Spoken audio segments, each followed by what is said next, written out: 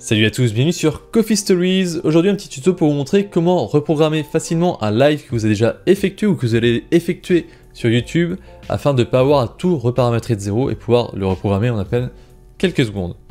Donc imaginez que vous avez déjà un live qui est futurement prévu ou un live qui est déjà terminé, que vous pouvez retrouver dans terminé ici dans vos événements.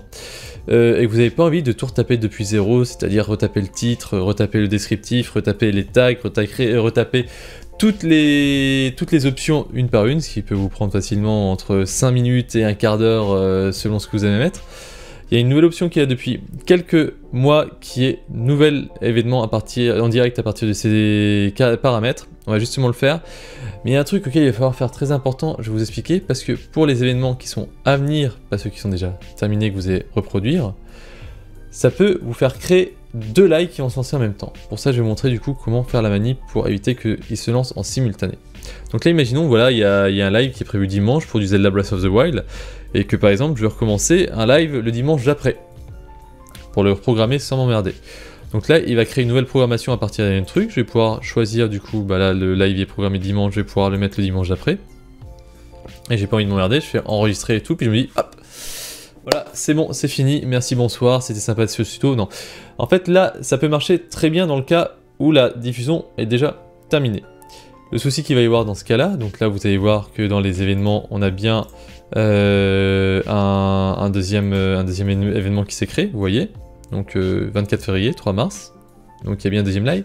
Mais le souci qu'il va y avoir, c'est qu'il va recopier entièrement le live, y compris sa clé de diffusion. Ce qui va faire que si vous lancez le premier live, il va lancer en même temps le deuxième live, et vous allez avoir deux lives qui vont se lancer en même temps.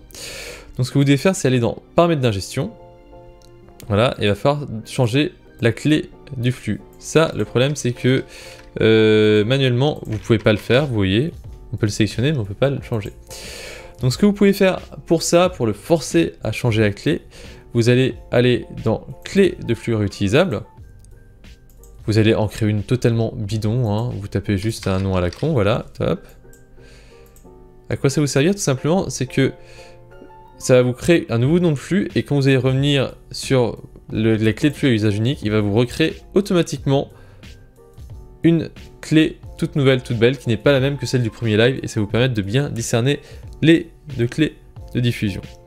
Et voilà, en à peine quelques secondes, vous avez réussi à recréer un second live copie du premier. Ça vous permet de reprogrammer très facilement vos lives sur le long terme, mais juste pensez, si votre premier live n'a jamais été lancé, quand vous le copiez, de bien changer la clé de diffusion. Voilà, j'espère que ça vous a été utile. N'hésitez pas à lâcher un petit pouce bleu, à vous abonner, à activer la cloche comme d'habitude, à mettre dans les commentaires vos questions ou vos demandes si vous en avez, et vous pouvez bien sûr me retrouver sur les réseaux sociaux et sur ma chaîne principale Coffee Gaming. Tout est en description. À très bientôt sur Coffee Stories.